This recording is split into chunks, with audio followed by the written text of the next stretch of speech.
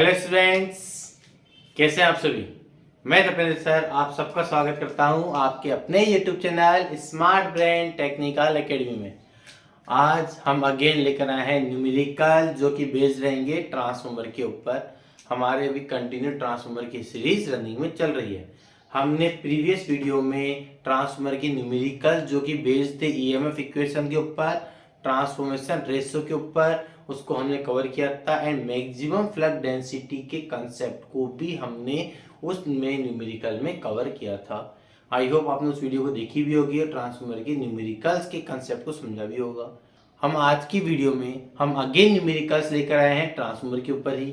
आज के अंदर हम जो लेके चलेंगे वो लेके चलेंगे आइडियल और प्रैक्टिकल ट्रांसफॉर्मर के न्यूमेरिकल्स पे, नो लोड पर भी फुल लोड पर भी, इनके ऊपर बेस। इनमें भी ट्रांसफॉर्मेशन रेशो तो यूज में आता ही आता है। आपको आज की वीडियो भी अगर पसंद आए तो प्लीज वीडियो को लाइक जरूर करना है एंड पूरी वीडियो को जरूर देखना है एंड अपने फ्रेंड्स में शेयर भी करना है। तो चलिए स्टार्ट करते हैं आज के हमारे फर्स्ट न्यूमेरिकल से।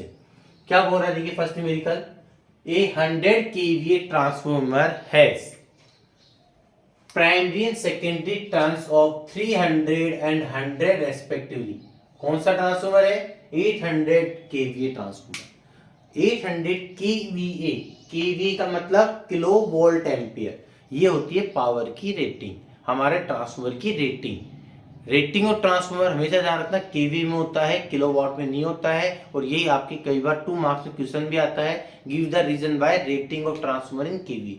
और रेटिंग कहां से मिलती है? आउटपुट से। तो सबसे पहले हमें गिवन क्या क्या है वो देखिए। हमें यहाँ पर सॉल्यूशन में गिवन है एक तो रेटिंग ऑफ ट्रांसफॉर्मर। क्या गिवन है रेटिंग हमारे को?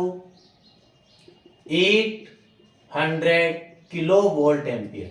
साथ में गिवन है number of turns of the primary side 300, number of turns of the secondary side 100। ये बताइए नंबर ऑफ टर्न्स ज्यादा कहां पर है? प्राइमरी में। सेकेंडरी में नंबर ऑफ टर्न्स कम है, मींस ये कौन सा ट्रांसफॉर्मर हुआ है हमारा? स्टेप डाउन ट्रांसफॉर्मर, ध्यान रखिएगा। आगे देखिए, the induced voltage in the secondary is 1000 volt.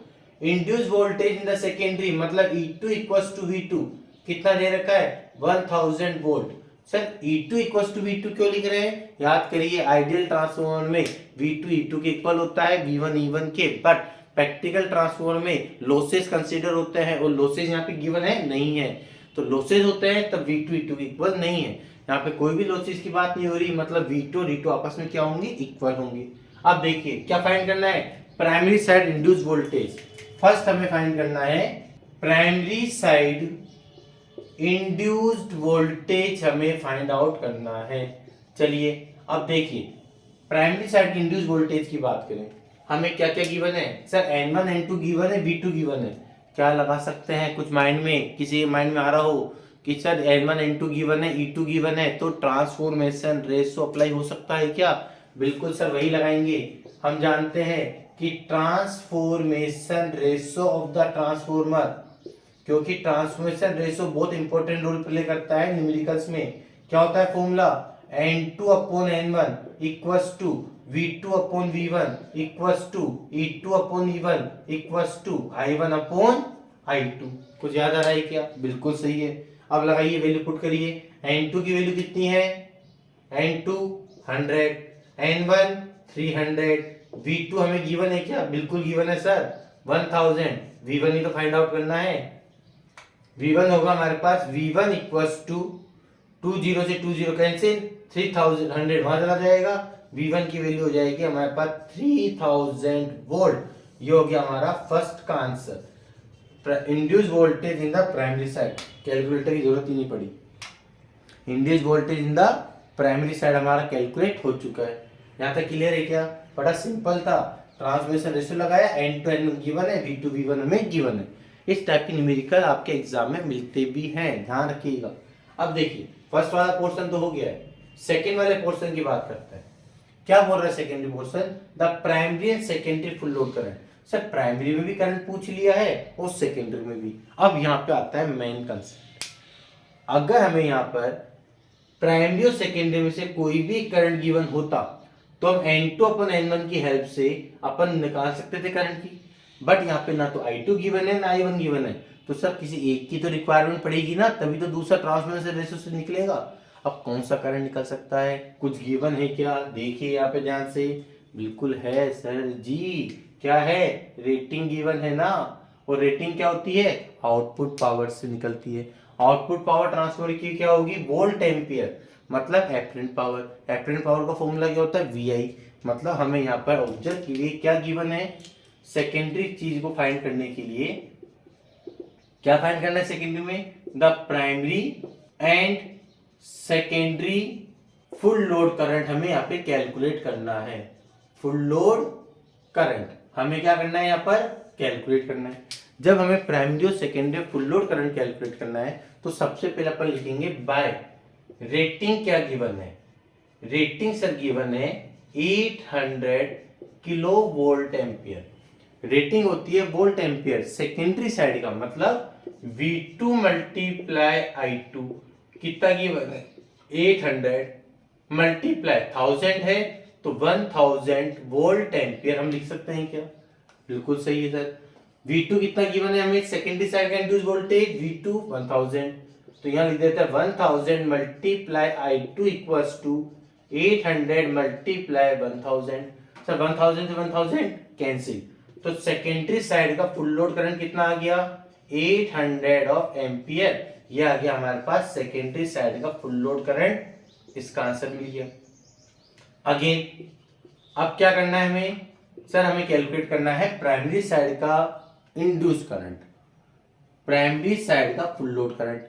अब प्राइमरी करंट कैसे निकलेगा, वापस यूज में लेंगे क्या, ट्रांसफॉर्मेशन रेशो। क्या होता है transformation ratio, N2 upon N1 equals to I1 upon I2। होता ही नहीं होता है, चलो वैल्यू पुट करते हैं। N2 कितना गिवन है हमारे को 100, N1 कितना गिवन है 300, I1 हमें कैलकुलेट करना है, I2 कितना मिल रहा है 800।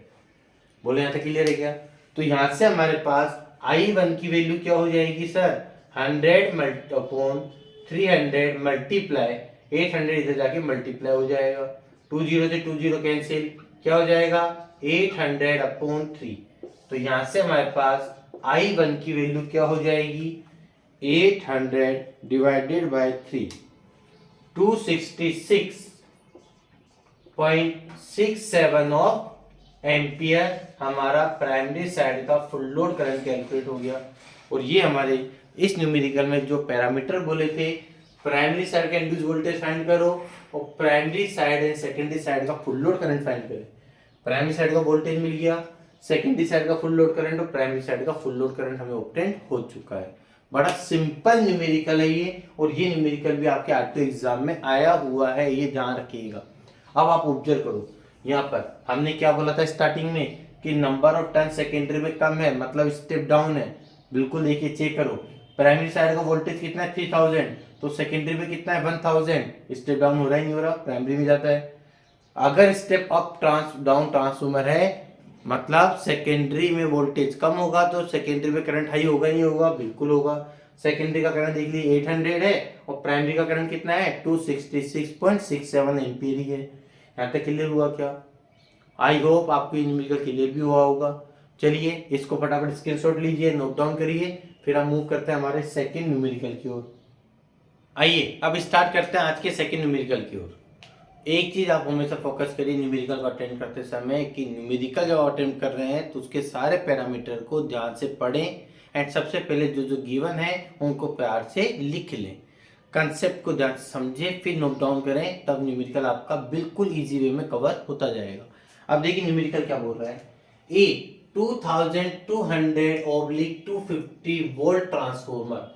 वोल्ट मतलब आपको यहाँ पर क्या गिवन दे दिया, देखिए सबसे पहले हमें यहाँ पे सबसे पहले गिवन है प्राइमरी साइड का वोल्टेज V1 जो कि किसके इक्वल है E1 के, कितना है 2200 वोल्ट, ओब्लिक 250 मतलब सेकेंडरी साइड का वोल्टेज या इंड्यूस ईएमएफ भी हमें दे दिया है 250 volt. Transformer taken to 0.5 ampere, कितना करंट ले रहा है 0.5 ampere at a power factor of 0.3।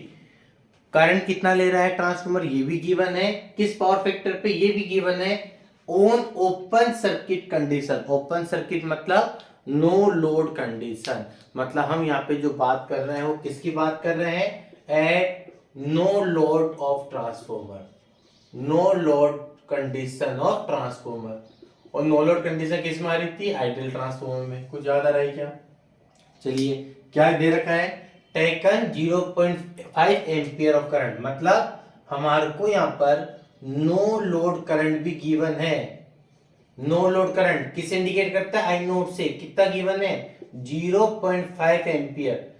किस पावर फैक्टर पे, कोस 5 भी गिवन है 0.3। क्या फाइंड करना है, फाइंड करना है magnetising component and working component of current. क्या फाइंड करना है, हमें फाइंड करना है magnetising component of current, also working component of current. अब चलो स्टार्ट करते हैं। सबसे पहले कुछ याद आ रहा है क्या, ideal transformer in the no load condition, जहां पे हमने आपको ऑब्जर्व करो, हमने समझाया भी था कि यदि हमारे पास ट्रांसफार्मर की कोर है जिसमें हमने यहाँ पे वाइंडिंग्स को बाउंड कर रखा है, यहाँ पर ट्रांसफार्मर को क्या कर रखा था, ओपन सर्किट में, उस केस में सेकेंडरी में करंट क्या रहता है, जीरो। प्राइमरी में ही हमारे पास क्या होगा, वोल्टेज आएगा V1, करंट फ्लो करेगा I1, इस साइड का इंड्यूस ईएमएफ E1, इस साइड का इंड्यूस ईएमएफ E2। और इसका हमने एक फेजर डायग्राम भी बनाया था। उस फेजर डायग्राम को याद करो, क्या बताया था कि नो लोड ट्रांसफार्मर के केस में यहाँ पे हमने लिखा था magnetising flux, magnetic flux set up in the core. फिर हमने क्या बोला था, मैग्नेटिक फ्लक्स की डायरेक्शन में ही हमारे पास मैग्नेटाइजिंग कंपोनेंट मिलता है, सप्लाई वोल्टेज की डायरेक्शन में लॉस कंपोनेंट करंट मिलता है। इन दोनों का वेक्टर सम हमें क्या देता है, no load current I naught, और ये होता था इनके बीच का एंगल फाई। कुछ याद आ रहा है क्या? अब देखिए इस फेजर डायग्राम को अगर हम यूज में लेते हैं तो हमने यहाँ पे इक्वेशंस क्या बनती है, ऑब्जर्व करिए कि आई नोट किसके साथ एंगल बना रहा है, आई डब्ल्यू के साथ। तो हम क्या लिखे थे यहाँ पर, कुछ याद आ रहा हो डेरिवेशन करते समय, कि from the phasor diagram, phasor diagram बनाओ एग्जाम में न्यूमेरिकल में, क्या दिक्कत आ गई, फ्रॉम द फेजर डायग्राम हमें क्या दिख रहा है बेटा, कि जो हमारा वर्किंग कंपोनेंट ऑफ करंट है वो किसके इक्वल होगा, आई नोट कोस फाई के इक्वल होगा। क्या working component of current I naught cos phi के इक्वल होगा क्या, बिल्कुल सर होगा। वैल्यू पुट कर दीजिए, आई नोट कितना है 0.5, कोस फाई कितना है 0.3, 5 3 जा 15, 0.15 ऑफ एम्पियर। क्या मिल गया हमारे पास, वर्किंग कंपोनेंट ऑफ करंट। ये लीजिए पहले का आंसर तो हंसते हंसते आ गया। जब वर्किंग कंपोनेंट ऑफ करंट हमारे को मिल चुका है तब हमें क्या करना है, मैग्नेटाइजिंग कंपोनेंट ऑफ करंट। इसको निकालने के दो तरीके हैं आपके पास। एक तरीका तो क्या है कि सर में ये भी पता है कि मैग्नेटाइजिंग कंपोनेंट क्या होता है, आई नोट साइन फाई। आप यहां से पहले फाई निकाल लीजिए, फिर साइन की वैल्यू पुट करके यहाँ पर आई एम निकाल लीजिए, आपका आंसर आ जाएगा। या फिर दूसरा तरीका क्या है कि हमें पता है कि सर नो लोड करंट किसके इक्वल होता है, वेक्टर सम होता है आई डब्ल्यू का और आई एम का, मतलब इसका स्क्वायर किसके इक्वल होगा, working component of current and magnetising component of current. तो मैग्नेटाइजिंग कंपोनेंट ऑफ करंट की वैल्यू क्या हो जाएगी हमारे पास, I naught square minus I W का स्क्वायर। तो मैग्नेटाइजिंग कंपोनेंट ऑफ करंट क्या मिल जाएगा, root I naught square minus I W square. आप चाहे ये फॉर्मूला लगाकर मैग्नेटाइजिंग कंपोनेंट निकालिए, चाहे ये वाला फॉर्मूला लगाकर मैग्नेटाइजिंग कंपोनेंट निकालिए, आपका आंसर दोनों केस में आ जाएगा। तो चलिए देखिए हम लगाते हैं इस वाले फॉर्मूले को। तो मैग्नेटाइजिंग कंपोनेंट ऑफ करंट क्या हो जाएगा हमारा, रूट आई नोट कितना है हमारा, आई नोट है हमारा 0.5 का स्क्वायर, आई डब्ल्यू कितना है 0.15 का स्क्वायर। चलिए सोल्व करिए इसको, I M equals to root 0.5 का स्क्वायर 0.25, 0.15 का स्क्वायर 15 इंटू 15 225, तो ये हो जाएगा 0.0225, माइनस करके इसका रूट करिए, आपके पास वैल्यू आएगी 0.487 ऑफ एम्पियर। ये आ गया हमारे पास magnetising component of current. I hope ये दोनों कंसेप्ट आपको क्लियर होंगे। एक बार इस वाले तरीके से भी लगा के आप चेक करिएगा आपका आंसर आ रहा है नहीं आ रहा, इसका भी स्क्रीनशॉट लीजिए। आज की वीडियो में हमने आइडियल ट्रांसफॉर्मर के बेस्ड जो न्यूमेरिकल्स होते थे उसको हमने कवर करने की कोशिश करी, जिसमें हमने ट्रांसफॉर्मेशन रेशो को कंसेप्ट को इन्वॉल्व किया है, साथ में नो लोड करंट के कंसेप्ट को भी कवर करने की कोशिश करी है। आपको आज की वीडियो आई होप समझ में आई होगी। अगर समझ में आई है तो प्लीज़ वीडियो को लाइक ज़रूर करना है, चैनल को सब्सक्राइब करना है एंड अपने फ्रेंड्स में सर्कुलेट ज़रूर करें, शेयर ज़रूर करें। एंड तक जुड़े रहने के लिए thank you and very much.